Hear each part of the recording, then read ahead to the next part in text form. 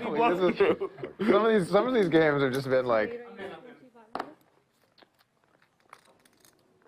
Fortunately, the person doing it is usually me. 11. I'm a moron. Fold. Now, these are some real hands here. Suited Broadway cards, a raise and a 3-bet. Are you from? Oh, never mind.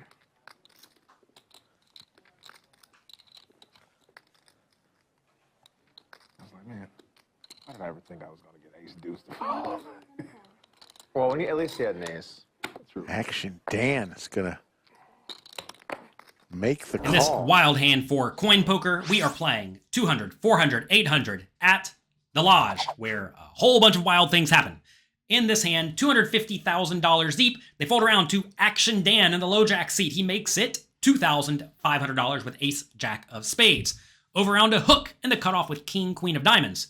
He opts to make it $11,000. He bumps it up, which is perfectly fine and perfectly reasonable.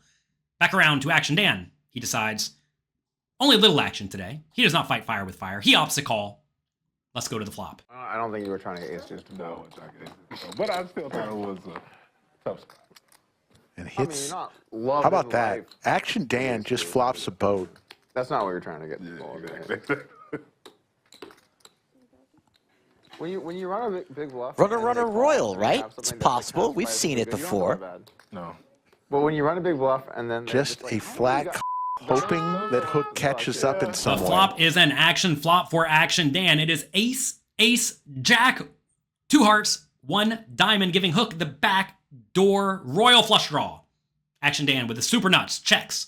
Hook with the junky draw bets 10,000 bucks. Action Dan calls. You may say, shouldn't he raise to try to get the money in? And the answer is no, no, no, no, no. If you're against an ace, they're going to put in a lot of money no matter what. If they have a draw, they're going to probably bet the turn and maybe even keep bluffing it on the river. And if they have nothing, you really want to keep them in. So this is a spot where you definitely want to slow play. Any other play would be horrible. Action Dan's not horrible. He opts to call. Let's go to the turn. And they just call you when it's super disrespectful. Oh, no. Yeah, that's where it sucks. Third pair, no kicker, just not Action Dan praying for a diamond. A good card to continue firing, and Hook is gearing up. I've gotten that many times. I need to have shit. 16,000. Does Dan want to raise now or wait until the river? He's just going to flat the 16. He's praying for a diamond. The turn is the 3 of diamonds, a tough card for Hook, because now he has a flush draw.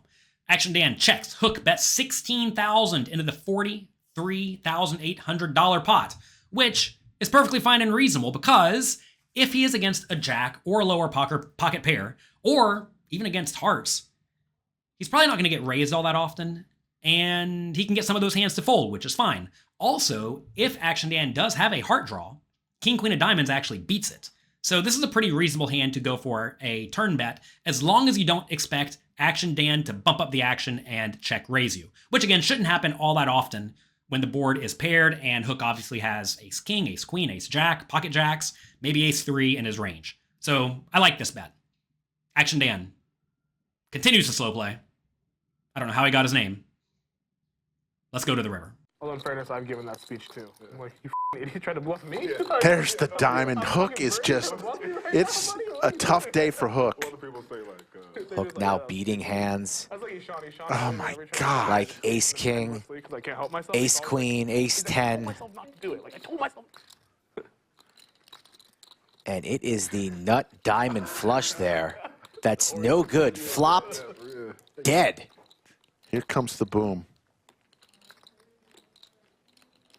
Dan likely to request all of it and put Hook in the ultimate blender.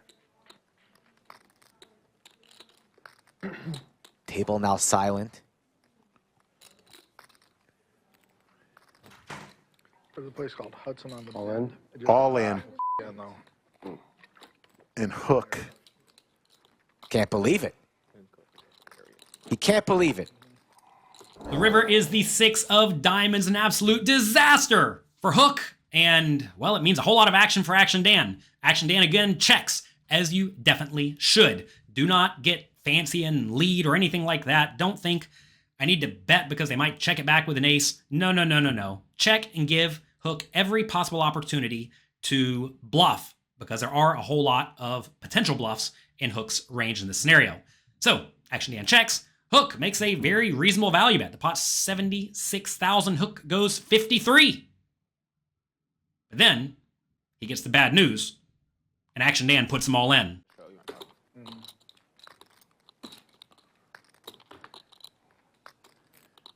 He makes this call.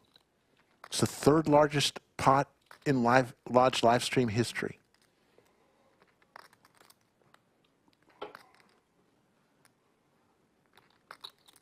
How much more?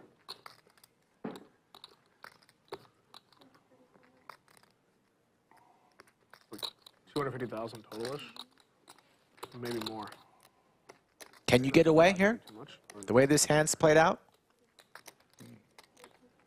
What are you doing, chat? Let me know in the comments. High Stakes Poker, Lodge Card Club. We do this all the time. Oh.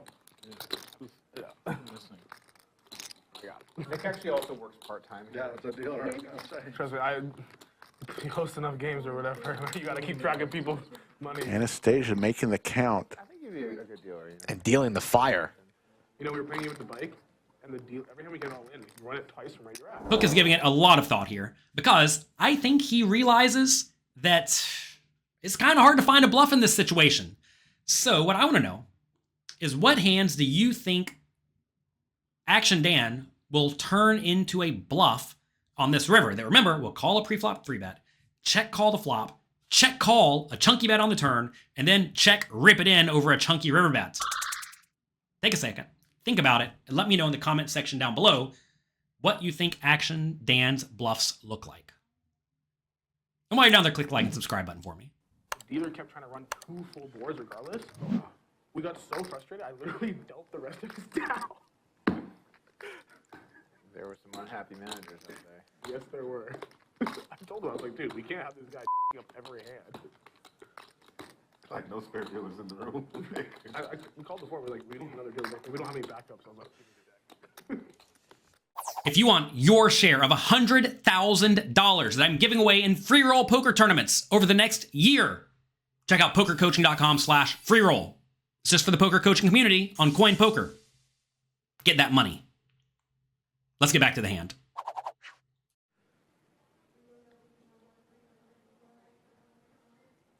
Trying to get a read on Dan. Hard man to read. Pretty stoic. When he has it, when he doesn't. It's not just any flush. It's the flush.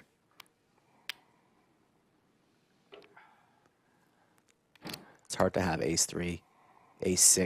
It's really ace-jack.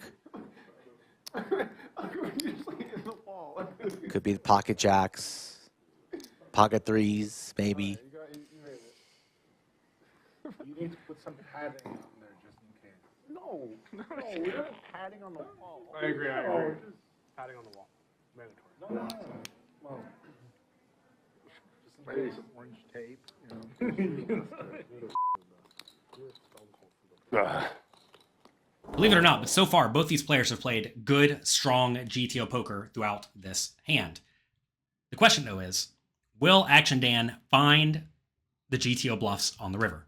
And in this spot, they are hands containing blockers to the full house that make logical sense, which are hands containing a jack. Now, do you actually think most players in most games would take a hand like Jack 10 and check, shove it all in? Or Jack 9 and check, shove it all in? I don't think so.